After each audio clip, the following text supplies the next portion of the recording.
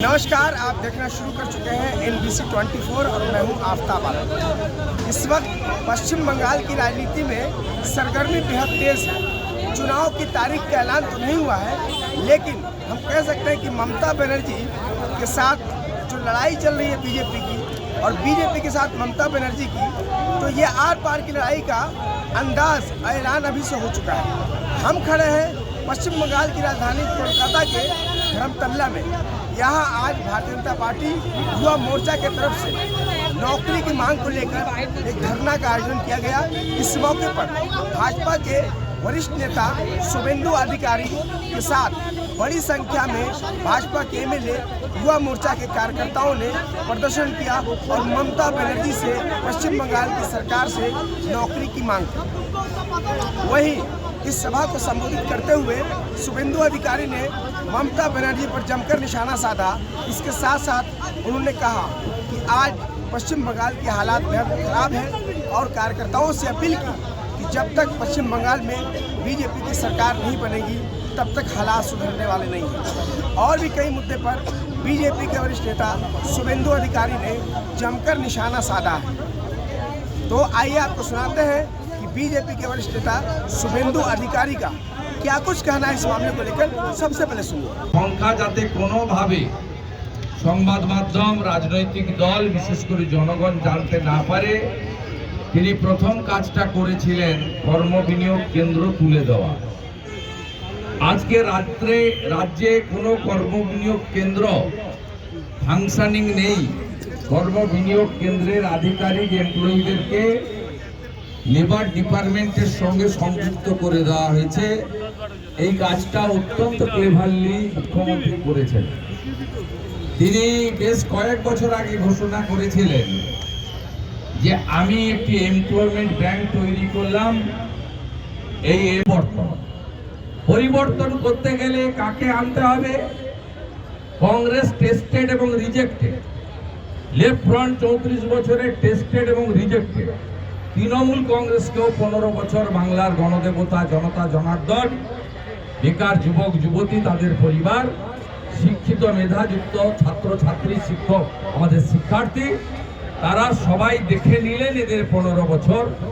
অর্থাৎ Trinamool Congress already tested এবং would be rejected. একবারে দ্বার প্রান্তে আমরা এসে গেছি। এপ্রিল মাসে তাকে আমরা রিজেক্ট করব। প্রধানমন্ত্রী নরেন্দ্র মোদীজি 2019 সালে বলেছিলেন যে আমি 2023 সালে বলেছিলেন এক বছর অর্থাৎ 23 জানুয়ারি থেকে ডিসেম্বরের মধ্যে কেন্দ্রীয় সরকারের যে 10 লক্ষ ভ্যাকেন্সি আছে আমি পূরণ করব মেধার সঙ্গে, বৈধতার সঙ্গে। কেন্দ্রীয় সরকার বা বিজেপি রুল স্টেটগুলোতে পরীক্ষা কিভাবে হচ্ছে, যেমন হরিয়ানাতে ভোটের আগে মাননীয় অমিত শাহজি প্রচারে গিয়ে বলেছিলেন বিজেপি সরকার এলে 6 মাসের মধ্যে যে 3,55,000 ভ্যাকেন্সি আছে আমরা পূরণ করব মেধা অনুযায়ী। এক্সাম এবং চাকরিতে কোনো ত্রুটি হবে না।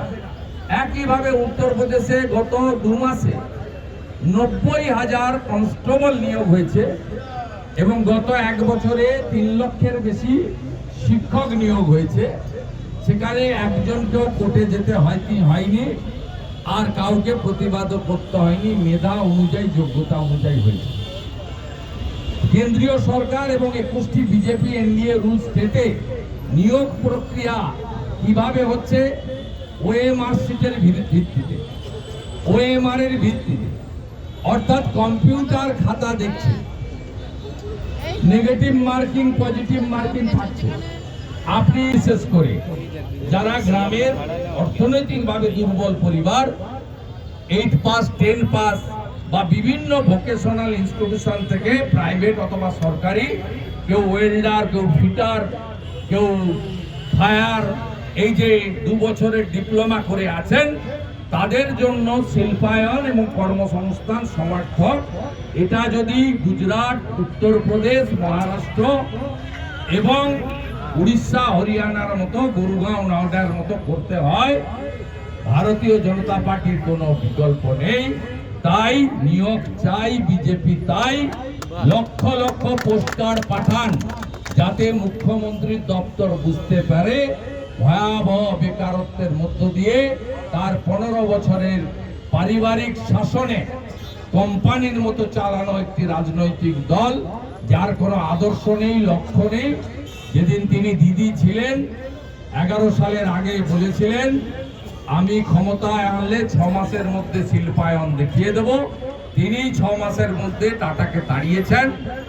তিনি 21 সালে বলেছিলেন ডবল ডবল চাকরি হবে। হ্যাঁ, ডবল ডবল চাকরি হয়েছে।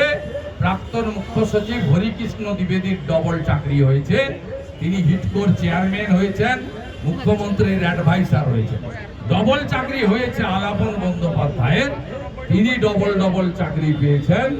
ডবল ডবল চাকরি সম্প্রতি হয়েছে মনোজ কুমার পন্তের, রাজীব কুমারের, নিজেও মুখ্যমন্ত্রীর অ্যাডভাইসার হতে চলেছেন, স্ত্রীকে করে দিয়েছেন ইনফরমেশন কমিশনার।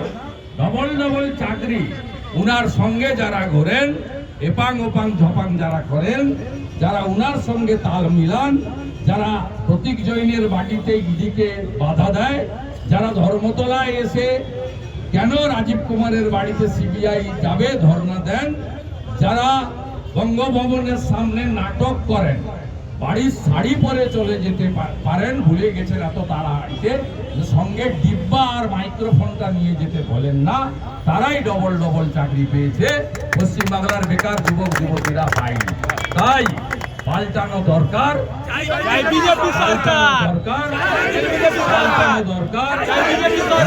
চাই নিয়োগ নিয়োগ নিয়োগ চাই, নিয়োগ নিয়োগ নিয়োগ চাই, নিয়োগ নিয়োগ নিয়োগ চাই, নিয়োগ নিয়োগ নিয়োগ চাই, নিয়োগ নিয়োগ নিয়োগ চাই।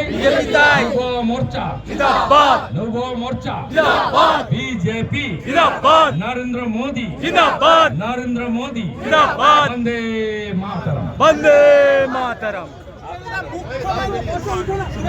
तो आपने सुना बीजेपी के पश्चिम बंगाल के वरिष्ठ नेता शुभेंदु अधिकारी ने किस तरीके से राज्य सरकार और ममता बनर्जी से युवाओं के लिए नौकरी की मांग की। अब साफ है कि जिस तरीके से फिलहाल के वक्त में अगर देखें तो शुभेंदु अधिकारी और भाजपा के निशाने पर लगातार मुख्यमंत्री ममता बनर्जी और पश्चिम बंगाल की सरकार है। अब देखना होगा कि आगे आने वाले वक्त में चुनाव की घोषणा होगी, चुनाव भी होगी और जनता के जनादेश किसके तरफ जाएगा ये तो आने वाले वक्त में तय हो पाएगा। लेकिन फिलहाल के वक्त में अगर देखा जाए तो भारतीय जनता पार्टी लगातार पश्चिम बंगाल सरकार पर धरना के बहाने, प्रदर्शन के बहाने निशाना साधने की मुकम्मल तरीके से कोशिश कर रही है। कैमरा पर्सन विनोद वर्मा के साथ आफ्ताब आलम, NBC 24 कोलकाता।